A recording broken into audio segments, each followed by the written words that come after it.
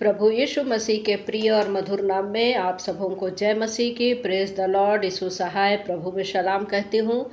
मेरे YouTube channel पर और फेसबुक पेज पर आप सबों का बहुत बहुत बहुत बहुत स्वागत करती हूँ।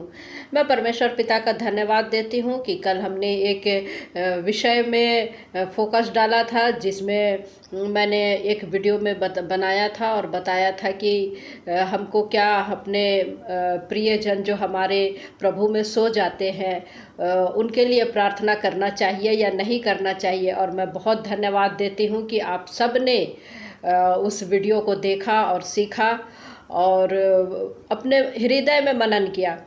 तो उसी वीडियो के तहत एक भाई ने, या बेटा बोलूँगी क्योंकि वो कहाँ से है वो उसका जिक्र नहीं करता, उसकी उम्र क्या है वो भी जिक्र नहीं करता। तो उसने ये क्वेश्चन किया है, प्रश्न किया है कि मेरे माता पिता दोनों संसार से जा चुके हैं, लेकिन मैं जो कुछ भी मसीह के प्रेम को जान पाया हूँ उन्हीं के माध्यम से जान पाया हूँ। तो क्या मुझे उन्हें स्मरण नहीं करना चाहिए, या जब कभी भी उनकी याद आए तो उनके लिए प्रेयर नहीं करना चाहिए? ये बात उस भाई ने पूछा है, जिसका नाम है अखिलेश कुमार। हालांकि मैं प्रश्नों जो भी हमारे भाई बहन लोग पूछते हैं, जनरली मैं बहनों के नाम नहीं बताती हूँ, क्योंकि बहुत सी बातें हो जाती है, इसलिए मैं बहनों की बात, बहनें जब इस प्रकार के कोई प्रश्न लेकर के आती है तो मैं उनके नाम नहीं लेती हूँ। लेकिन यहाँ पर मैं प्रभु में मेरे भाई हैं या आप मेरे बेटे हैं अखिलेश कुमार, जिन्होंने ये प्रश्न किया है, तो मैं इसके जवाब को लेकर के आने की प्रयास कर रही हूँ और बाइबिल से हम लोग इसको देखेंगे कि वो क्या कहता है कि क्या मुझे उन्हें स्मरण नहीं करना चाहिए। उसने दो बातें बताई है, क्वेश्चन की है, उसने दो बातों को प्रश्न किया है कि क्या मुझे उनको स्मरण नहीं करना चाहिए, या जब कभी भी उनकी याद आए तो उनके लिए प्रेयर नहीं करना चाहिए क्या, ये उसका प्रश्न है। और उसने जो भी कुछ प्रभु के बारे में जाना है अपने माता पिता के माध्यम से जाना है, ये उसने अपने प्रश्न में कहा है। तो मैं आपका बहुत बहुत बहुत स्वागत करती हूँ अखिलेश कुमार जी। मैं आपका धन्यवाद देती हूँ कि आपने ये प्रश्न किया है। आपके पास में जो भी अच्छी बातें हैं, आपके पास में जो भी अच्छी बातें हैं, प्रभु की बातें हैं, आपने अपने माता पिता से सीखा है और माता पिता ने आपको अच्छे संस्कार दिए हैं। और अच्छे संस्कार दिए हैं, इसका अर्थ ये है कि आपके माता पिता प्रभु में थे, प्रभु में थे, और उन्होंने आपको अच्छे गुण दिए हैं संसार में जीने के लिए, संसार में रहने के लिए, संसार में संघर्ष करने के लिए। और ये संघर्ष इतना आसान नहीं होता है। माता पिता जब हमारे नहीं रहते हैं तो आपको कदम कदम पर उनकी आवश्यकताएं, उनकी कमी महसूस होना स्वाभाविक बात है।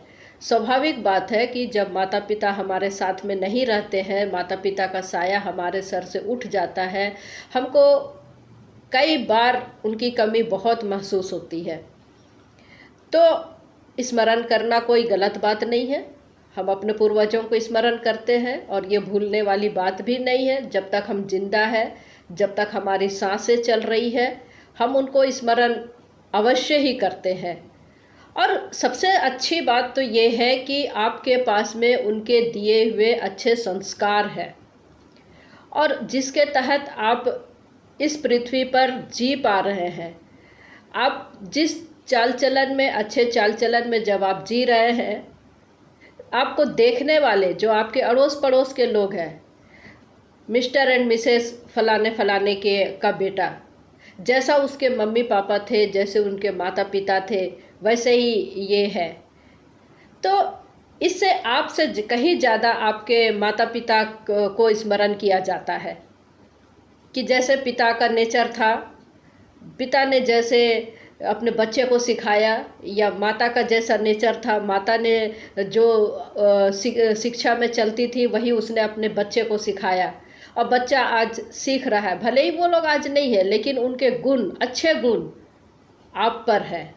तो आपके माता पिता को आपके साथ साथ आपके प्रिय लोग भी याद करते हैं, और ये स्वाभाविक बात है, नेचुरल बात है। तो ये बातें आपको, ऐसा नहीं है कि आप माता पिता को याद नहीं करेंगे, अवश्य ही याद करें, जरूर ये याद करना भी चाहिए।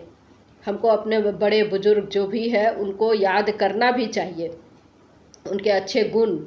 और यही तो है, यही चीज़ हमको आशीष का कारण बनाता है हमारे जीवन में, जो माता पिता ने आपको दिए हैं अच्छे गुण, और यही अच्छे गुण आपके लिए आशीष का कारण है। तो मेरे भाई या मेरे बेटे, आप जो भी हैं, अखिलेश कुमार जी, आपको स्मरण करना चाहिए। और साथ ही साथ आपने क्या लिखा है, दूसरा प्रश्न ये लिखा है कि जब कभी भी उनकी याद आए तो उनके लिए क्या मुझे प्रेयर करना चाहिए। ये तो मैंने कल आपको स्पष्ट अपने वीडियो में बताया था कि हमको करना चाहिए या नहीं करना चाहिए। देखिए, इसके लिए हम लोग निकाल लेंगे दूसरा शामुएल, उसका 12वां अध्याय, उसके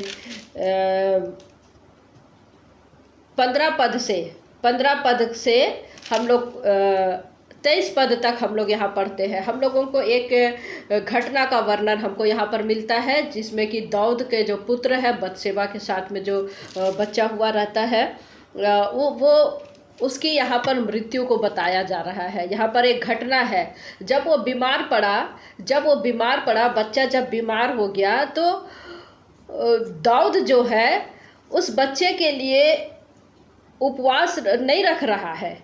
वो क्या कर रहा है, माफ़ कीजिएगा, आप मुझे पढ़ने में थोड़ी गड़बड़ हो गई। 16 पद क्या कहता है, देखिए, 12 अध्याय का, दूसरा शामुएल 12 अध्याय का 16 पद। अतः दाऊद उस लड़के के लिए परमेश्वर से विनती करने लगा और उपवास किया और भीतर जाकर रात भर भूमि पर पड़ा रहा। वो अपने बच्चे के लिए वो उपवास कर रहा है और भीतर जाकर के भूमि पर पड़ा रहा। वो खाने पीने सारी चीज़ों को त्याग दिया, उसने खाने पीने की सारी चीज़ों को त्याग दिया। और यहाँ पर हम लोग पूरे 23 पद तक जब हम लोग पढ़ते हैं, उसने कुछ भी नहीं खाया, और 7वें दिन हम देखते हैं कि जब बच्चा मर गया, जब उसको दाऊद को उसके कर्मचारियों ने ये बताया कि तुम्हारा बच्चा मर गया है, क्योंकि उनकी फुसफुसाहट से दाऊद को पता चल गया कि उसका बेटा जो है मर गया है। तब दाऊद क्या करता है, भूमि पर से उठता है और फिर नहाता है, नहाकर तेल लगाता है, वस्त्र बदलता है और यहोवा के भवन में जाकर दंडवत करता है। फिर अपने भवन में आता है और उसकी आज्ञा पर दाऊद की आज्ञा पर रोटी परोसी जाती है और वो भोजन करता है। जब वो बीमार था तब वो उपवास, देखिए क्या कर रहा है कि वो कुछ भी नहीं खा रहा, वो अपने परमेश्वर को याद कर रहा है, परमेश्वर से प्रार्थना कर रहा है कि बच्चा जो है स्वस्थ हो जाए, ठीक हो जाए करके।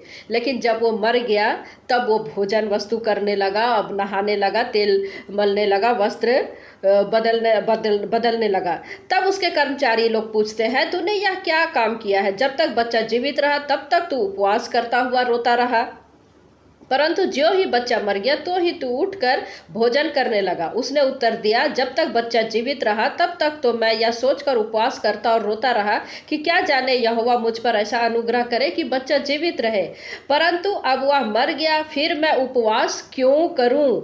क्या मैं उसे लौटा ला सकता हूं? मैं तो उसके पास जाऊंगा, परंतु वह मेरे पास लौटकर नहीं आएगा। देखिए मेरे भाई अखिलेश, यहाँ पर वचन हमको स्पष्ट बताता है कि वो अब मर चुका है, फिर मैं उसके लिए उपवास क्यों करूं? जब तक वो जीवित था मुझे आशा थी कि क्या जाने परमेश्वर का अनुग्रह हो और बच्चा जीवित हो जाए, तो मुझे उसके लिए प्रार्थना करना था। लेकिन अब माफ़ कीजिएगा, बच्चा जीवित रहे। लेकिन यहाँ पर हम लोग देखते हैं कि जब वो मर गया फिर वो बोलता है कि मैं उपवास क्यों करूं, क्योंकि वो जब मर गया तो वो वापस नहीं लौट सकता, परंतु मैं उसके पास में जा सकता हूँ। तो मेरे भाई, यहाँ पर हम लोग देखते हैं कि जीवन जो है हमको एक बार मिलता है, हमारे पास में आशा है। जो हमारे मरे हुए लोग हैं वो वापस नहीं आते हैं, चाहे आप जितना भी प्रार्थना कर लीजिए, वो वापस, या उसकी जहाँ पर उसको पहुँचना था वो वहाँ पर पहुँच चुका। देखिए हमको सभोपदेशक क्या कहता है, सभोपदेशक 12वां अध्याय उसका 7 पद क्या कहता है। सभोपदेशक 12 का 7 क्या कहता है, तब मिट्टी ज्यों की त्यों मिट्टी में मिल जाएगी और आत्मा परमेश्वर के पास जिसने उसे दिया लौट जाएगी। क्या कह रहा था, मिट्टी जो कि हमारा शरीर है, मिट्टी तो मिट्टी में मिल जाएगा, इसलिए हम लोग दफनाते हैं अपने विश्वास के अनुसार। हम लोग दफनाते हैं जब हम मर जाते हैं तब, क्यों मिट्टी है, मिट्टी में हम लोग सौंप दिए जाते हैं। लेकिन जो आत्मा है अंदर, जो परमेश्वर ने हमको दिया है, वो परमेश्वर के पास में लौट जाती। तो जब वो लौट जाती तो वो परमेश्वर के पास में सुरक्षित है। और चूंकि आपके माता पिता विश्वासी थे, उन्होंने विश्वास किया परमेश्वर पर, अब परमेश्वर ने उसको अपने पास में रखा। अब आपकी प्रार्थना का कोई असर नहीं करेगा, कोई असर नहीं करेगा। तो यहाँ पर दो बातें जो आपने पूछा है कि क्या मुझे उन्हें स्मरण नहीं करना चाहिए, आपको स्मरण अवश्य करना चाहिए, अवश्य आप उनको याद कीजिए, लेकिन उनके लिए आप प्रार्थना मत कीजिए, उनके लिए आप प्रार्थना मत कीजिए, क्योंकि हमको जीवन एक ही बार मिलता है और प्रभु यीशु मसीह ने हमको यही तो आशा दिया है। कहाँ पर आशा दिया है, हम देखते हैं यूहन्ना रचित सुसमाचार में, हम लोग देखेंगे यूहन्ना रचित सुसमाचार उसका 14 अध्याय में देखिए, परंतु तुम्हारा मन व्याकुल ना हो, परमेश्वर पर विश्वास रखो और मुझ पर भी विश्वास रखो। मेरे पिता के घर में बहुत से रहने का स्थान है, यदि ना होते तो मैं तुमसे कह देता, क्योंकि मैं तुम्हारे लिए जगह तैयार करने जाता हूँ। और यदि मैं जाकर तुम्हारे लिए जगह तैयार करूँ तो फिर आकर तुम्हें अपने यहाँ ले जाऊँगा, कि जहाँ मैं रहूँ वहाँ तुम भी रहो। तो प्रभु यीशु मसीह ने हमारे लिए यही तो आशा दिया है कि हम चाहे इस संसार में जब हम जी रहे तो भी परमेश्वर हमारे साथ है, प्रभु यीशु मसीह हमारे साथ है, और जब हम मर जाएंगे तो भी हम परमेश्वर प्रभु यीशु मसीह के साथ में रहेंगे, तो भी हम उसके साथ में रहेंगे। तो हमारे लिए यही धन्य आशा है। और जब आप बार बार स्मरण करते हैं, इसलिए हम देखते हैं कि मसीही लोग बहुत ज़्यादा रोते नहीं हैं। हमारे लोग जब मृत्यु में चले जाते, पहली बात तो यह है कि हमारे लोग मरते नहीं हैं, प्रभु में सोते हैं। तो हम लोग जब प्रभु में सोते हैं तो हम बहुत ज़्यादा हम आंसू भी नहीं बहाते। क्यों? क्योंकि वो मिट्टी था, मिट्टी में मिल गया, आत्मा परमेश्वर के पास में है, वो लौट करके नहीं आएगा, लेकिन हम उसके पास में जाएंगे। इसीलिए तो वचन कहता है कि हम परदेसी हैं, हम परदेसी हैं, हम इस देश के नहीं हैं, हम इस देश के नहीं, तो हमको उसके लिए प्रार्थना नहीं करना है। आपके माता पिता आपसे पहले चले गए, एक समय आएगा जब आपका समय पूरा हो जाएगा, आपके लिए घर तैयार होगा, आप भी जाएंगे और आप अपने माता पिता से भेंट करेंगे। तब तक आप अपने परमेश्वर के राज्य के लिए अपने जीवन को समर्पित कीजिए, अपने जीवन को समर्पित कीजिए। हमको एक ही बार जन्म मिलता है और हमको हमारे लिए एक ही बार जन्म है और एक ही बार मृत्यु है। मृत्यु का होना अवश्य है और फिर न्याय का होना अवश्य है। तो मेरे प्रिय भाई अखिलेश, मुझे लगता है कि आपको आपके प्रश्न का उत्तर अवश्य ही मिल गया है, अवश्य ही मिल गया है। तो प्रभु आपकी सहायता करे। Praise the Lord. जय मसीह की।